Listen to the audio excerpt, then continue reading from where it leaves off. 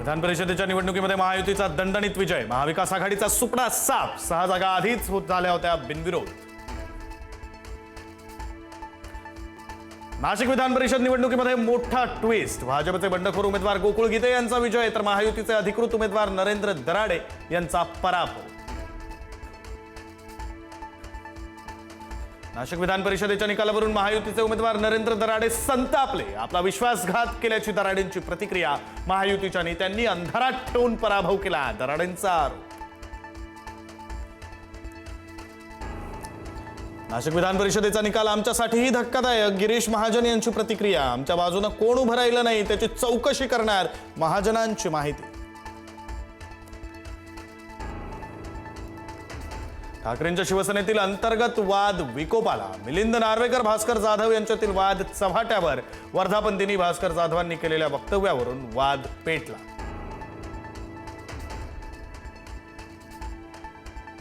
आजपासून विधिमंडळाचं पावसाळी अधिवेशन. 3 आठवडे चालणार कामकाज. ऑपरेशन टायगर, दुष्काळाचं सावट, शेतकरी कर्जमाफीवरून विरोधक सरकारला घेरण्याच्या तयारीत.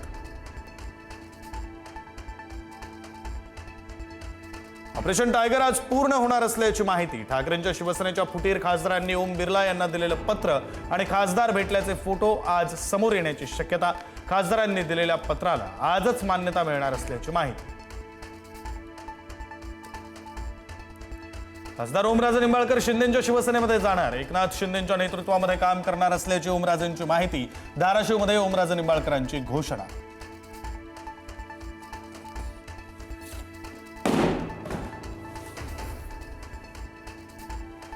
मुंबईसह उपनगरामध्ये पावसाची हजेरी. दादर, सायन, लोअर परेल परिसरामध्ये पावसाची हजेरी. वरळी परिसरात पहिल्याच पावसात तुंबलं पाणी. नवी मुंबईतही मध्यरात्रीपासून पावसाच्या सरी.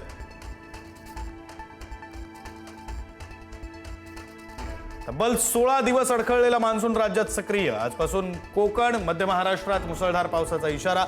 मुंबईसह कोल्हापूर, सातारा, सिंधुदुर्ग, रत्नागिरीसह कोकण पट्टी परिसरात मान्सून पूर्व सरी.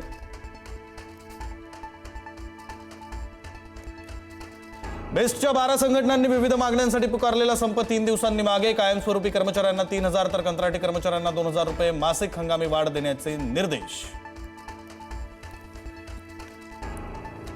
एनआयएच्या आरोपपत्रातून पहलगाम हल्ल्याबाबत धक्कादायक माहिती. टुरिस्ट गाईडनं दहशतवाद्यांना आधीच पाहिलं होतं, परंतु सुरक्षा यंत्रणांना माहिती न दिल्यामुळे 26 निष्पाप लोकांचा बळी.